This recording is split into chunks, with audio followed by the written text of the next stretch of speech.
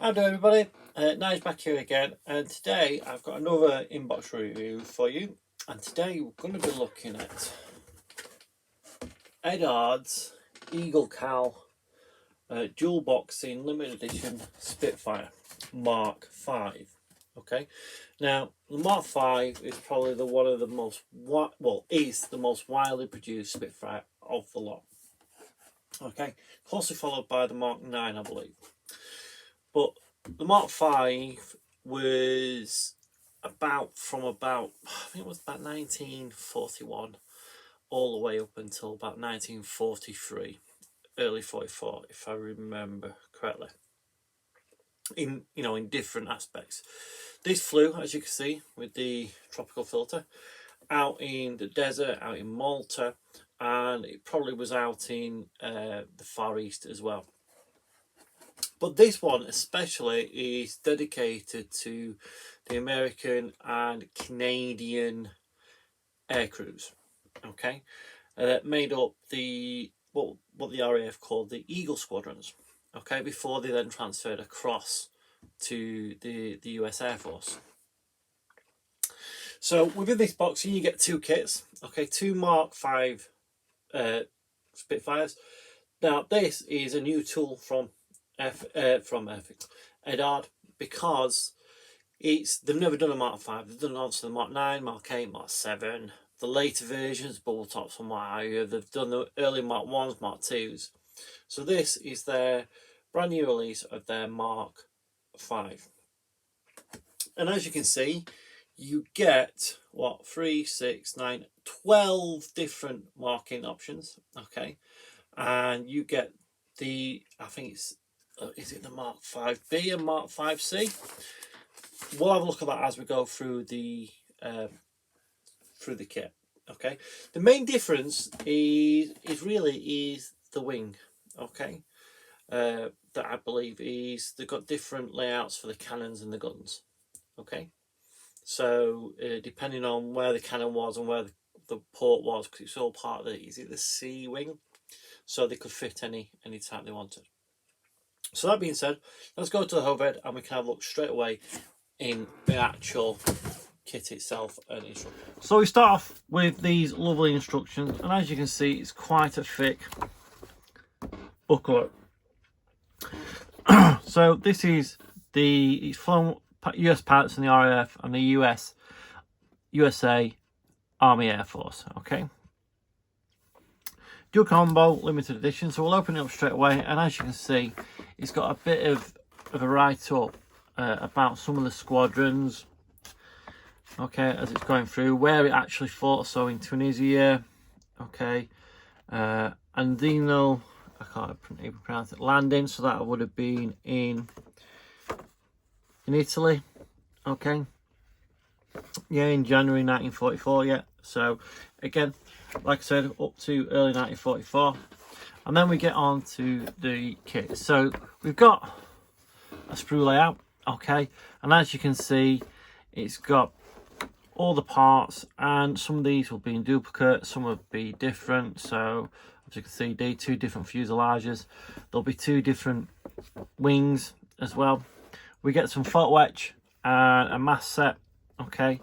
All call outs as in Gunzi, the Aqueous and Mr. Colour. So we'll get started straight away. So the first up, it tells you about the Mark 5B. Okay, and you have to watch out which ones you're building. So you've got all the different markings up at the top here: A, B, C, D, E, G, and I. Okay, so this is going to be the Mark 5B version, and you'll go through it, and it'll tell you which parts do which bits. So same as normal with this.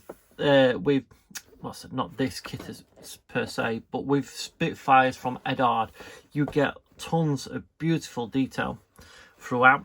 I've built a few of these Spits, or the Mark 9 Spitfires, in my time. Okay, so you've got the fuselage, the walls going on, and then putting it into the actual main fuselage with the bracing, and on the nose, the fillets for the leading edges of the wings, and then we come on to the wings themselves, not forgetting to drill out in certain places. Start building up the wheel well. Again, adding some more details to the wells themselves. Okay, moving round, putting the brownings in. Okay, down there. We then move on to the mounting the wings, and as you can see on the wings, you've only got the one cannon port. Okay, the later ones would have the two cannon ports on there. Okay, you've got the bulges on both wings, and also the actual cannons, the machine guns and the cannons themselves. Sorry. Putting the tailplanes on.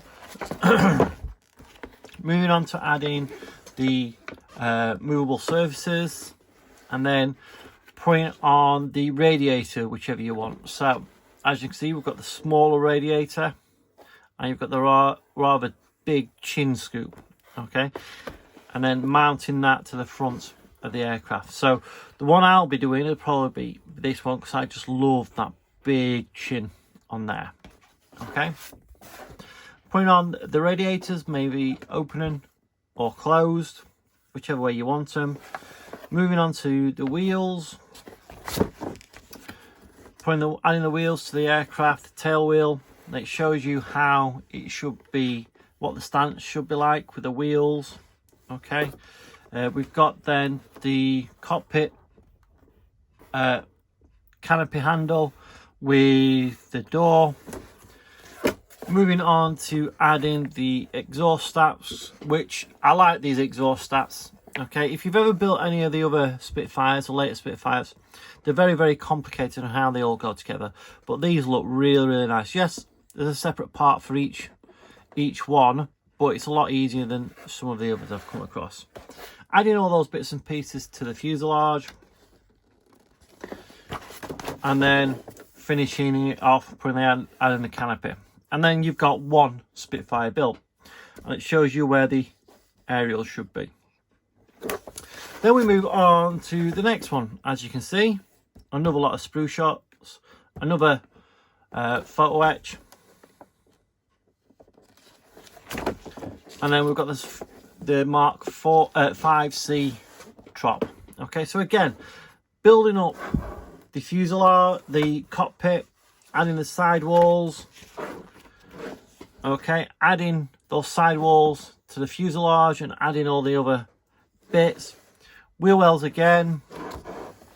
And then as you can see what I mean by the two cannon ports. Okay, and putting the different blisters in there. So the bigger blister on there, whereas the other one was a lot smaller.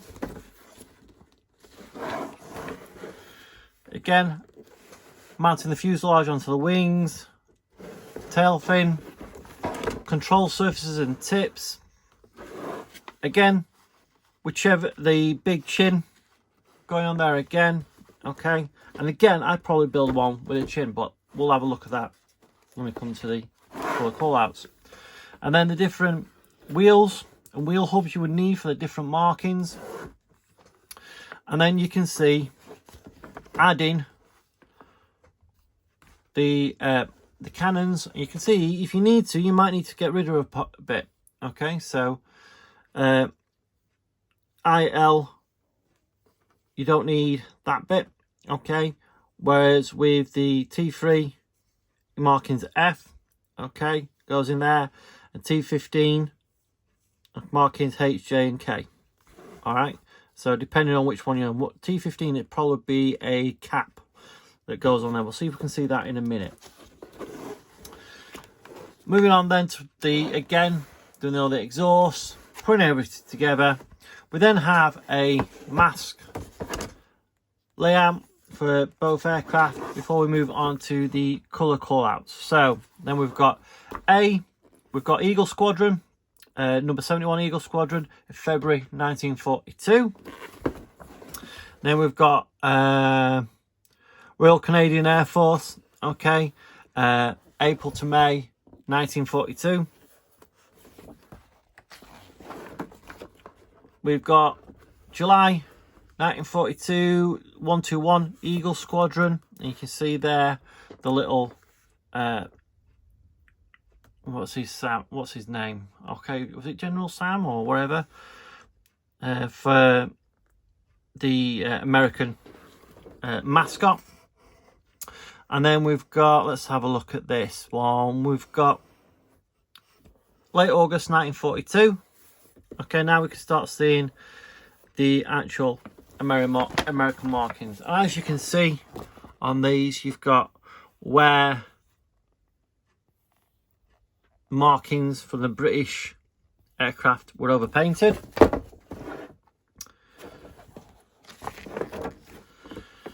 We've got August 1942. So again, you can see where the markings are overpainted. Now this one's really interesting markings. So this is from Malta, okay, 1942. You can see it's got two different sort of like greys, and you've got the showing through at the top there, and on the tail, the different markings for what it was potentially flown like during the war in Malta. It would have been overpainted because it would have been the sandy colour, then it would have been overpainted to help it match into the actual surrounding a lot better, because it was overseen most of the time. And you can see on this one, it's got the double cannons, but no, there shouldn't be any, or was there? I can't remember. There's not really, you can't really see it on there, but there's, or is it? No, just there. You can't really see them, but they are the Browning machine guns are in there. And then we've got Tunisia, okay, again, the overpainting of the markings. We move on to H, which is Tunisia again, and you can see the little caps I was on about over the cannon fairing. And again, all over marking, painted.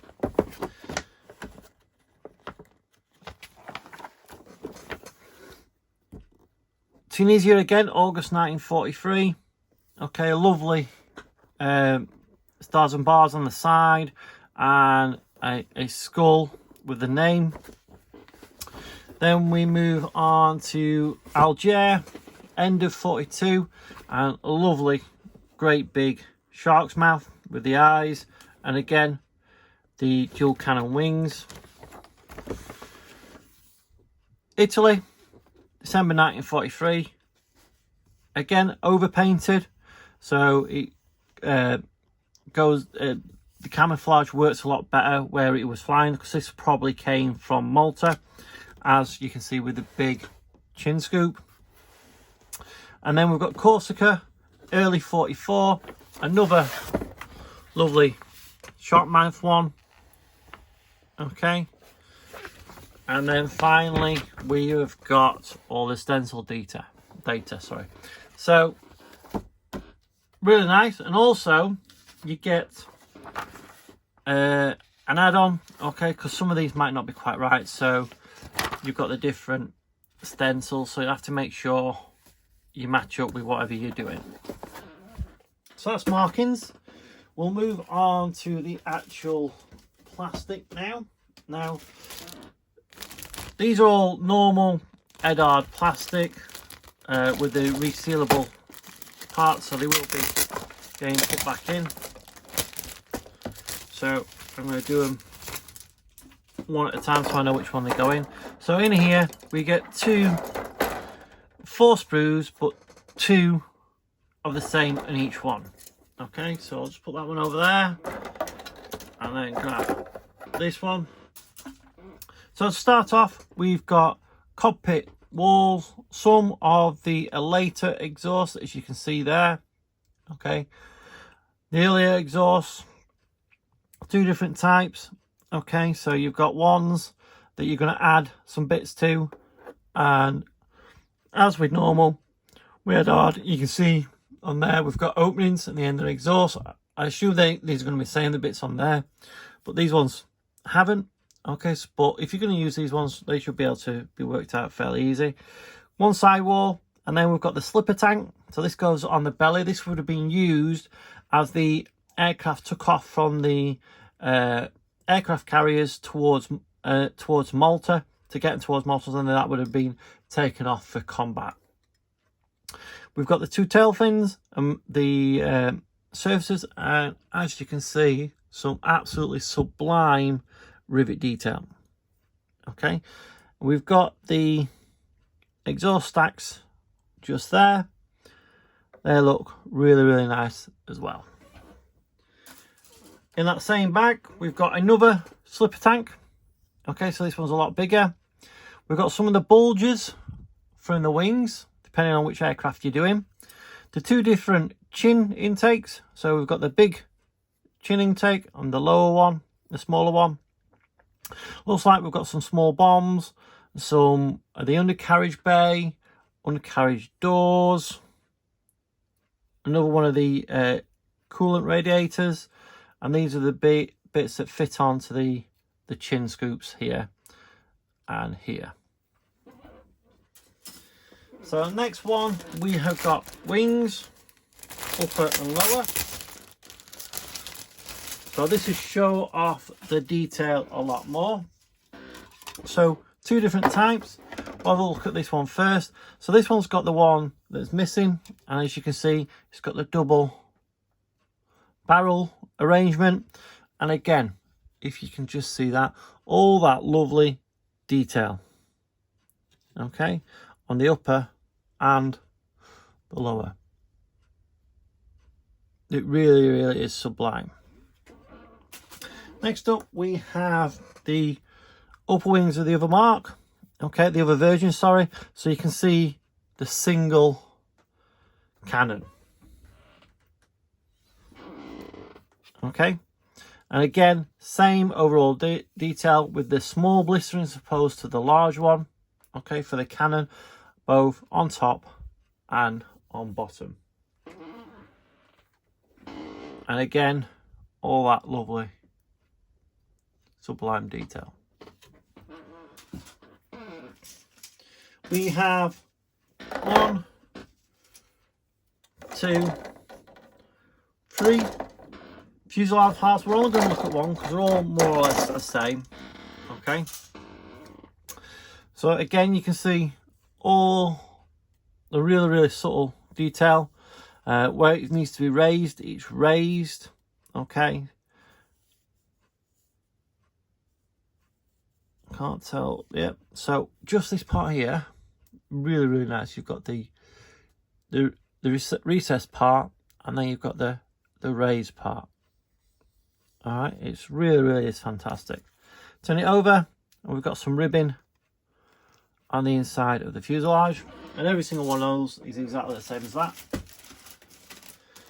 Then we've got some more of the actual cockpit details and what have you, and radiators. So just get these out, put that over there, and we've got the nose, the wingtips, radiator parts just here, the rudder, control surfaces of the tail, two more tail versions, okay, the control surfaces of the wings, some more undercarriage legs and radiators. Then we've got the doors, and on all these you've got this lovely beautiful detail, okay, on the radiator parts, nose cone. So some really, really beautiful detail all over.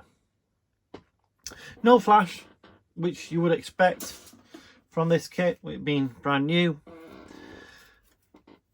And then we've got a lot of the cockpit details. So we've got the some of the cockpit firewall, the framing. Okay, what you might want to do is just drill those parts out. If not, just make sure that you've got a dart wash in there to show that the hollow, the lightning holes. Got the cockpit wall,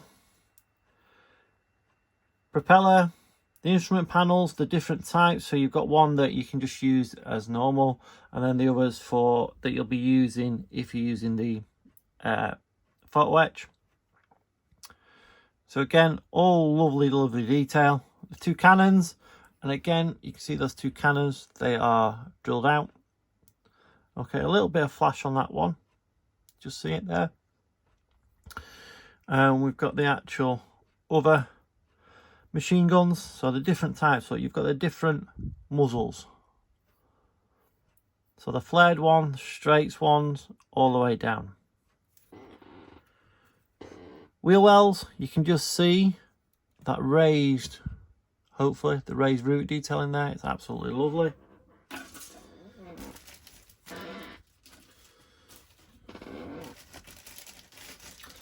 The last two grey sprues is just a repeat of what I've just shown you, so I'm not going to get those out. Okay, but they are near enough exactly the same of what we've got in there, so that's fantastic. Next up, we've got the two clear, so I'm just going to open one of them. Also, there's two aircraft, and you always get a decent amount of clear parts with Eduard. So the different types of open and closed canopy. So you've got the closed.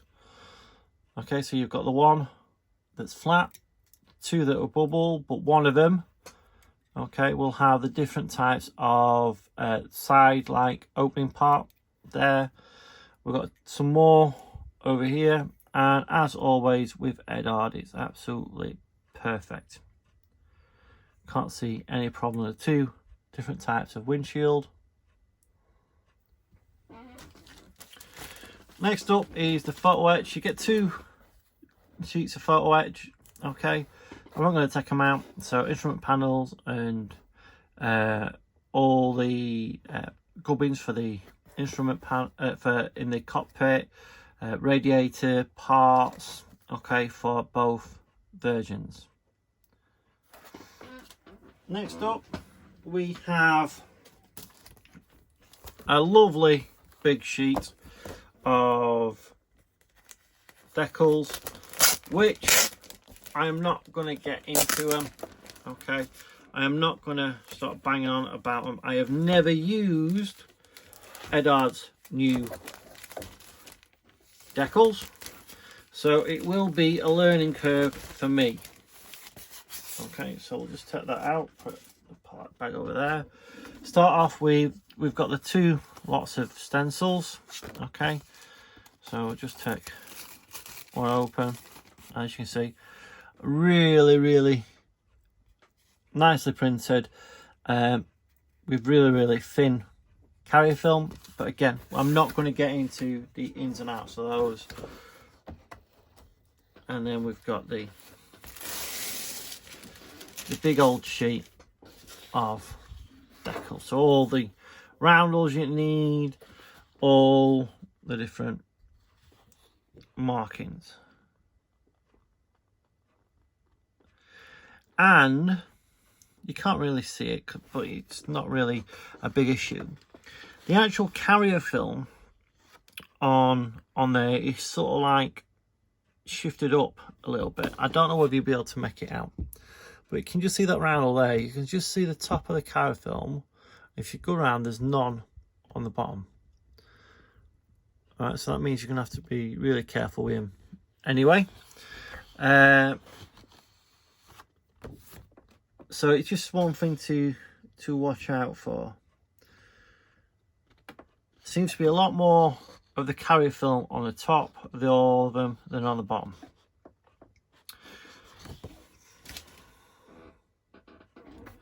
So that's Eduard's new boxing of the Spitfire Mark V. It's a really nice kit. It's what you expect from Eduard and their Spitfires. Their Spitfires are probably, you know, top of the game. They really are up there. Absolutely fantastic, and they build up really easy and go together really well. Now, I'm not sure how this one's going to go together because I've not done any of their earlier ones. I've not done a Mark 1 yet or a Mark 2.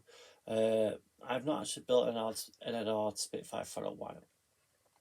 So it might be one that goes to the top of the list. I don't know. Okay. Anyway, that's Eduard Spitfire. I hope you enjoyed the review. And until next time, bye.